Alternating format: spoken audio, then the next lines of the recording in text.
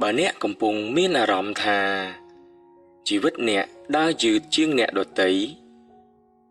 ឬមានអារម្មណ៍ថាអ្នកបានខំប្រឹងអស់ពីសមត្ថភាពហើយតែមិនទាន់ឃើញលទ្ធផលសូមកុំបាក់ទឹកចិត្តអីព្រោះគ្មានផ្កាណាមួយដែលរីកនៅថ្ងៃដែលគ្រាប់ពូជត្រូវបានដាំនោះទេហើយគ្មានរឿងល្អណាមួយកើតឡើងដោយមិនត្រូវការពេលវេលាឡើយយប់នេះសូមឲ្យចិត្តអ្នកសម្រាកពីការប្រញាប់បន្តិចបានទេមុនពេលអ្នកស្ដាប់វីដេអូនេះ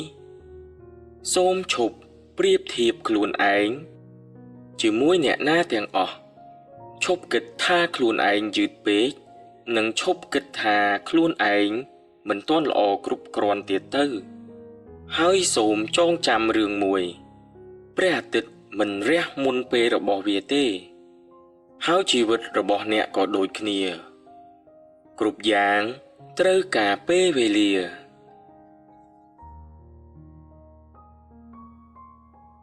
នៅក្នុងពិភពលោកដែលអ្វីៗហាក់ដូចជាដើរលឿនជាងមុនមនុស្សជាច្រើនកំពុងរស់នៅក្រោមសម្ពាធនៃការប្រញាប់ប្រញាល់ប្រញាប់ជោគជ័យប្រញាប់មានអ្វីៗដូចអ្នកដទៃប្រញាប់ទៅដល់គោលដៅហើយពេលខ្លះយើងក៏ចាប់ផ្ដើមគិតថាបើយើងដើរយឺតជាងអ្នកដទៃនោះមានន័យថាយើងកំពុងបរាជ័យប៉ុន្តែការពិតមួយដែលជីវិតកំពុងបង្រៀនយើងគឺមិនមែនអ្វីៗទាំងអស់សុទ្ធតែអាចរីកលូតលាស់បានក្នុងពេលតែមួយទេរដូវភ្លៀងនិងរដូវផ្ការីកសុទ្ធតែមានពេលវេលារបស់វាហើយជីវិតរបស់អ្នកក៏ដូចគ្នាប្រហែលជាថ្ងៃនេះអ្នកមិនទាន់ឃើញលទ្ធផលឬផ្លែផ្កានៃការខិតខំរបស់អ្នកតែនោះមិនប្រកាសថាអ្នកកំពុងបរាជ័យឡើយពេលខ្លះការរីកលូតលាស់ដ៏សំខាន់បំផុតកំពុងកើតឡើងនៅក្នុងភាពស្ងប់ស្ងាត់ហើយនៅកន្លែងដែលភ្នែកយើងមើលមិនឃើញពេលខ្លះយើងមិនបានឈឺចាប់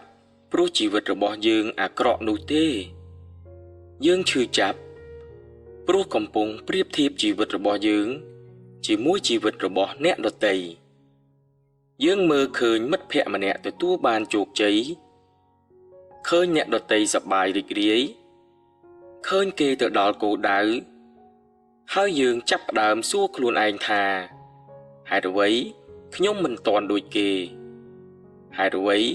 ជីវិតខ្ញុំនៅតែពិបាកប៉ុន្តែតើអ្នកដឹងទេអ្នកកំពុងយកចម្ពោះទី20របស់អ្នកដទៃមកប្រៀបធៀបជាមួយចម្ពោះទី1របស់ខ្លួនឯងអ្នកយកលទ្ធផលរបស់គេមកប្រៀបធៀបជាមួយដំណើរជីវិតរបស់ខ្លួនឯងហើយការប្រៀបធៀបនោះចាប់ផ្ដើមលួចយកសេចក្តីសុខពីក្នុងចិត្តរបស់អ្នកម្ដងបន្តិចការពិតទៅមនុស្សម្នាក់មាននាឡិកាជីវិតខុសគ្នាអ្នកខ្លះរីកនៅអាយុ20ឆ្នាំអ្នកខ្លះរកឃើញផ្លូវរបស់ខ្លួននៅអាយុ50ឆ្នាំហើយអ្នកខ្លះទៀតទើបរកឃើញសេចក្តីសុខពិតប្រាកដនៅពេលដែលពួកគេឈប់ប្រកួតប្រជែងជាមួយអ្នកដទៃដូចនេះប្រសិនបើថ្ងៃនេះអ្នកមានអារម្មណ៍ថាខ្លួនឯងយឺតពេកសូមសួរខ្លួនឯងមួយសំណួរតើខ្ញុំយឺតពិតមែនឬខ្ញុំគ្រាន់តែកំពុងមើលជីវិតរបស់អ្នកដទៃច្រើនពេកសូមចាំថាពេលដែលអ្នកឈប់ប្រៀបធៀបអ្នកនឹងចាប់ផ្ដើមឮសំឡេងបេះដូងខ្លួនឯងហើយពេលនោះហើយអ្នកបានដើរលើផ្លូវដ៏ត្រឹមត្រូវរបស់ខ្លួនឯងហើយបន្ទាប់ពីយើងឈប់ប្រៀបធៀបខ្លួនឯងជាមួយអ្នកដទៃមានការពិតដ៏សំខាន់មួយទៀត ដែលជីវិតចង់ឲ្យយើងយល់ការរីកចម្រើនពិតប្រាកដមិនតែងតែកើតឡើងនៅកន្លែងដែលភ្នែកអ្នកអាចមើលឃើញនោះទេ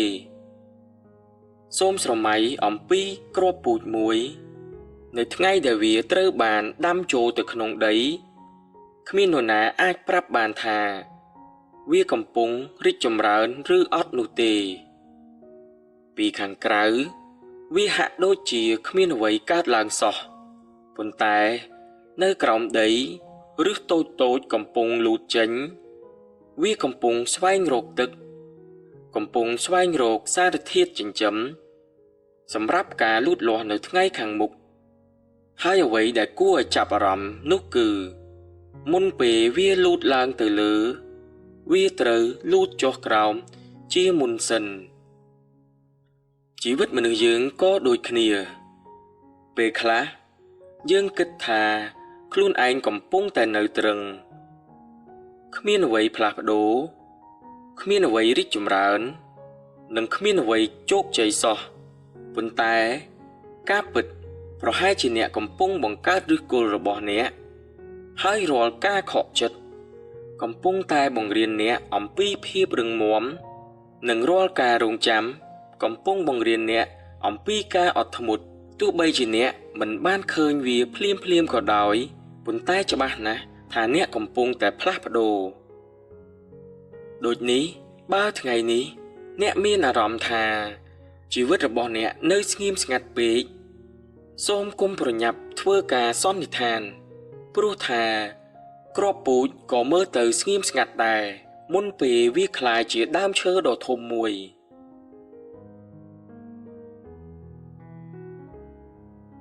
បន្ទាប់ពីយើងយល់ហើយថាការរីកចម្រើនមួយចំនួនមិនអាចមើលឃើញភ្លាមបានទេសំណួរមួយទៀតដែលយើងគួរសួរខ្លួនឯងគឺហេតុអ្វីយើងតឹងរឹងជាមួយខ្លួនឯងម្ល៉េះសូមគិតមើលបន្តិចនៅពេលមិត្តរបស់អ្នកកំពុងជួបការលំបាកតើអ្នកនិយាយទៅកាន់គេយ៉ាងដូចម្ដេចអ្នកប្រហែលជានិយាយថាមិនអីទេសាក់លបងម្ដងទៀតអ្នកបានព្យាយាមអស់ពីសមត្ថភាពហើយអ្វីនឹងប្រសើរឡើងប៉ុន្តែពេលដែលអ្នកជួបការលំបាកដោយខ្លួនឯងអ្នកបែរជានិយាយថាហេតុអ្វីខ្ញុំធ្វើមិនបានហេតុអ្វីខ្ញុំយឺតម្ល៉េះហេតុអ្វីខ្ញុំមិនល្អគ្រប់គ្រាន់ពេលខ្លះមនុស្សដែលដាក់សម្ពាធលើយើងខ្លាំងជាងគេមិនមែនជាអ្នកដទៃឡើយគឺជាខ្លួនយើងផ្ទាល់យើងទាមទារពីខ្លួនឯងច្រើនពេកយើងរំពឹងពីខ្លួនឯងយ៉ាងលើសលប់ហើយយើងភ្លេចថាយើងក៏ជាមនុស្សធម្មតាម្នាក់ដែរមនុស្សគ្រប់គ្នាសិតតែមានថ្ងៃល្អនិងថ្ងៃមិនល្អមានថ្ងៃដែលពោរពេញដោយកម្លាំងនិងមានថ្ងៃដែលគ្រាន់តែការក្រោកពីគ្រែគេងក៏ជារឿងពិបាកមួយដែរនោះមិនមែនជាភាពទន់ខ្សោយទេតែវាគឺជាផ្នែកមួយនៃជីវិតដូចនេះបើថ្ងៃនេះអ្នកកំពុងនឿយហត់សូមអនុញ្ញាតឲ្យខ្លួនឯងសម្រាកបើថ្ងៃនេះអ្នកមិនទាន់ទៅដល់គោលដៅសូមអនុញ្ញាតឲ្យខ្លួនឯងបន្តដើរយឺតហើយបើថ្ងៃនេះអ្នកនៅតែមានរបួសក្នុងចិត្តសូមអនុញ្ញាតឲ្យខ្លួនឯងមានពេលជាសះស្បើយព្រោះថាការព្យាបាលចិត្តមិនមែនជាការប្រណាំងទេហើយអ្នកក៏មិនចាំបាច់រឹងមាំគ្រប់ពេលនោះដែរដូចនេះសូមដាក់បន្ទុកនឹងការរំពឹងខ្ពស់មួយចំនួនចុះបន្តិចហើយនិយាយទៅកាន់ខ្លួនឯងថាខ្ញុំមិនចាំបាច់ទៅដល់គ្រប់យ៉ាងនៅថ្ងៃនេះទេខ្ញុំមិនចាំបាច់ល្អឥតខ្ចោះនោះទេខ្ញុំគ្រាន់តែត្រូវបន្តដើរទៅមុខម្ដងបន្តិច បន្ទាប់ពីអ្វីៗទាំងអស់ដែលអ្នកបានឆ្លងកាត់មានទាំងការខិតខំ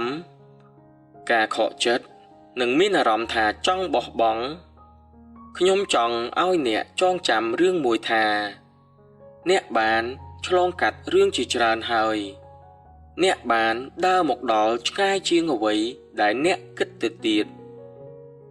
ប្រហែលជាថ្ងៃនេះអ្នកគ្រាន់តែស្ថិតនៅក្នុងដំណាក់កាលដែលជីវិតកំពុងរៀបចំអ្វីមួយដ៏ស្រស់ស្អាតសម្រាប់អ្នកដូចនេះ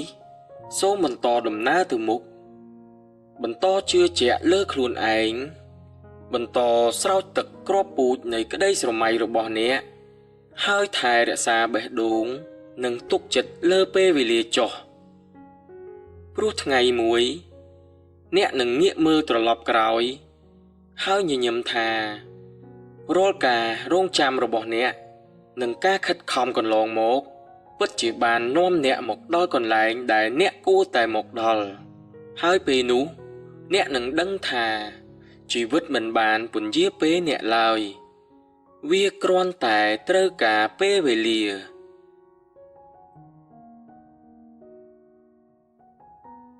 មុននឹងបន្តខ្ញុំចង់ឲ្យអ្នកសួរខ្លួនឯងមួយសំណួរថាតើមានរឿងអ្វីមួយនៅក្នុងជីវិតអ្នកដែលកំពុងប្រញាប់ប្រញាល់ពេកតែឬទេតើមានក្តីស្រមៃអ្វីមួយដែលអ្នកកំពុងខឹងខ្លួនឯងព្រោះតែវាមិនទាន់คล้ายជាការពិតដែរឬទេប្រសិនបើមានសូមអនុញ្ញាតឲ្យវាមានពេលវេលាបន្តិច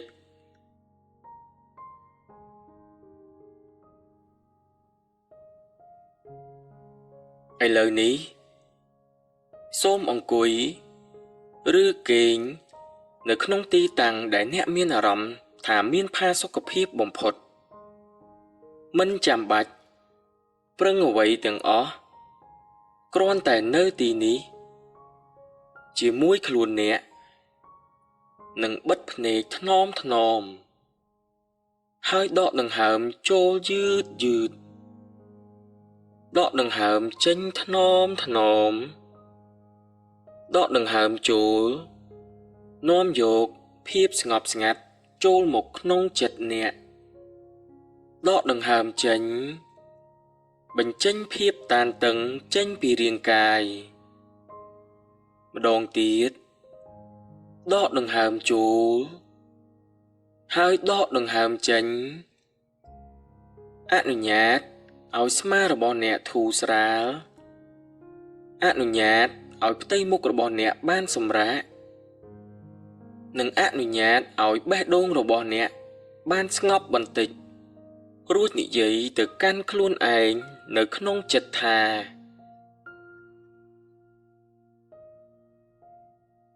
ខ្ញុំអនុញ្ញាតឲ្យខ្លួនឯងរីកលូតលាស់តាមពេលវេលារបស់ខ្ញុំខ្ញុំអនុញ្ញាតឲ្យខ្លួនឯងសម្រាកពីការប្រញាប់ប្រញាល់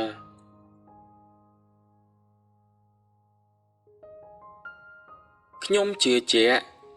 លើដំណើររបស់ខ្ញុំជឿជាក់លើពេលវេលាអ្វីដែលជារបស់ខ្ញុំនឹងមកដល់នៅពេលសមរម្យមួយ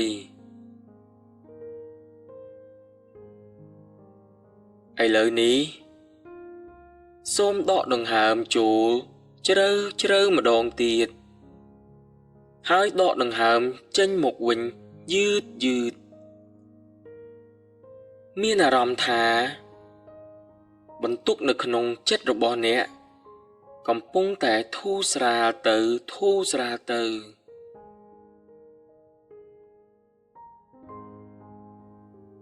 សូមចងចាំថាព្រះច័ន្ទមិនប្រញាប់បញ្ចេញពន្លឺនោះទេឯផ្កាក៏មិនប្រញាប់រីកនោះដែរហើយជីវិតរបស់អ្នកក៏មិនចាំបាច់ប្រញាប់ដូចគ្នាអ្នកកំពុងរីកលូតលាស់ទោះបីជាអ្នកមិនទាន់ឃើញវាក៏ដោយ សូមអនុញ្ញាតឲ្យចិត្តអ្នកបានស្ងប់ហើយអនុញ្ញាតឲ្យបេះដូងអ្នកបានសម្រាកនិងអនុញ្ញាតឲ្យពេលវេលាធ្វើការងាររបស់វាសូមចងចាំថាគ្រប់យ៉ាងត្រូវការពេលវេលាសូមឲ្យអ្នកមានរាត្រីដ៏ស្ងប់សុខនិងពោរពេញដោយក្តីសង្ឃឹមរាត្រីសួស្តី